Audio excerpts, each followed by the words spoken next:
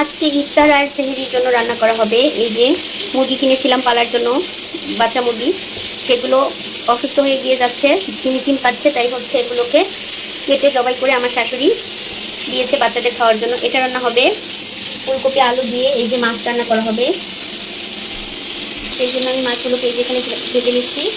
এরপর আমার শাশুড়ি আমার ছেলের ইচ্ছে পূরণ করবে, মাংস রান্না করবে। ফুলকপিগুলোকে পানিতে ভিজিয়ে রাখার কারণ একটাই, এর মধ্যে যদি কোনো পোকামাকড় থেকে থাকে সেগুলো হচ্ছে বের হয়ে যাবে। আমি এখন এগুলোকে পানি ঝরাতে দিব, কারণ এগুলোকে ভেজে রান্না করতে হবে, অনেক সুন্দর করে ভাজতে হবে। তারপর মাছ দিয়ে ঝোল করবো। মাছ ভেজে নিচ্ছি, কিন্তু এই কোপ্তাটা আমার মেয়ের খুবই পছন্দ, তার জন্য এটা আমাকে তরকারিতে দিতে হয়। এটা তার খুব পছন্দ আমার মেয়ের। আজকে হলো আমার শাশুড়ি রান্না করবে তার ছোট স্বামীর জন্য। আমার শ্বশুর তো নেই, এখন আমার ছেলের জন্যই রান্না করবে। এটা আদা বাটা, এই জন্য আমি সব কিছু এই যে বেটে বেটে রেডি করে দিয়েছি। আমার শাশুড়ি এখন তার নাতির জন্য রান্না করছে। তার নাতি খেতে চেয়েছে, আমাকে রান্না করতে আমার ছেলে মানা করছে, বলছে দাদি রান্না করবে, দাদির হাতেই খাবো। সেই জন্য আমার শাশুড়ি মা রান্না করছে। কেন ভুলে গেছে? সেই মাছ খাবার হয় নাই, আজকে সেটা চাষ নেই কথা বল দাও। এখন এই যে গুঁড়া মশলাগুলো দিবে। হ্যাঁ,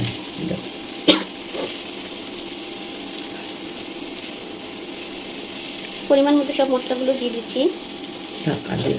ডাল খাই ছোট মুরগি তো। হ্যাঁ, আমার শাশুড়ি কিভাবে মুরগির মাংস রান্না করে সেটা দেখছি। আমার শাশুড়ি রান্না করতে পারে না, সে রান্না করেও না, আমরা রান্না করে খাওয়াই, তার মেয়ে রান্না করে খাওয়াই, যার কাছে যখন থাকে সে রান্না করেই খাওয়ায়। কিন্তু আজকে নাতিনের বায়নার জন্য সে হচ্ছে রান্নাঘরে আসতে হয়েছে।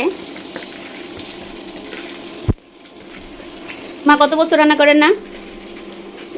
তুমি বাড়ি যাও, রান্না করেছি, তোমার কাছে আসি রান্না করি না, বাড়ি যাও রান্না করেছি। আব্বা বেঁচে থাকতে, আমার শ্বশুর বেঁচে থাকতে রান্না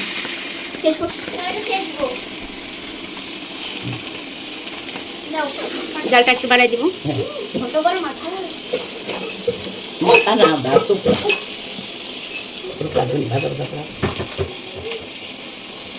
তেল দিয়ে দিলাম, তেল গরম হয়েছে। হ্যাঁ, গরম মশলাগুলো তেলের মধ্যে ভাজছে। এটা দলিয়ে করা লাগে, আসলে দলিয়ে ট্রাই করা লাগে, সবে করা লাগে, সেই তো তুমি সপোর্ট করে।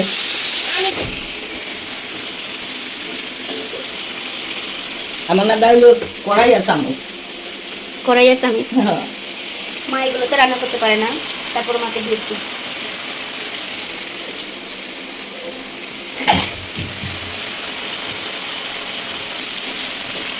মাংসটা যে কষা কষা হয়ে গেছে,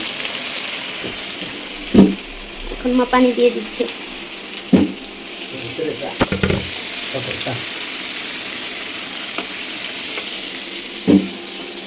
কড়াই দিয়ে দেখবি মজা পেলে দিলে। আমার শাশুড়ি বলছিল যে সে ওই ফ্রাই প্যানে খুন্তি দিয়ে রান্না করতে পারে না, তাই হচ্ছে আমার শাশুড়িকে আবার কড়াই ধুয়ে কড়াইতে রান্না করতে দিলাম। সে তার মন মতো খুব সুন্দরভাবে কষিয়ে রান্নাটা করছে। এই তো অবশেষে সে চামচ দিয়েই রান্নাটা করছে, কারণ সে পারে না, তারা হচ্ছে গ্রামের মানুষ, তারা চামচ দিয়ে রান্না করতেই বেশি পছন্দ করে বলছিল এটা। তো মা অনেক অসুস্থ, আমার শাশুড়ি মা অনেক অসুস্থ, মানে অনেক অসুস্থ। তো আমার শাশুড়ি মায়ের জন্য দোয়া করবেন।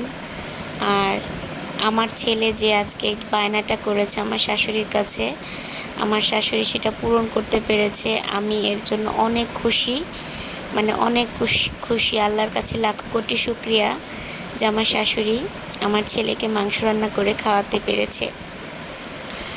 তো এই যে মাংসগুলো দেখছেন, এই মাংসগুলো আমার শাশুড়ি নিজে হাতে কেটেছে। সে কিন্তু অসুস্থ, সে কত বছর কাজ করে না, আমার শ্বশুর মারা গিয়েছে 3 বছর, সে কাজ করে না, কিন্তু আজকে মনে হলো সে নাতিনের জন্য কাজ করলো। তো বলে না যে রক্তে একটা টান আছে।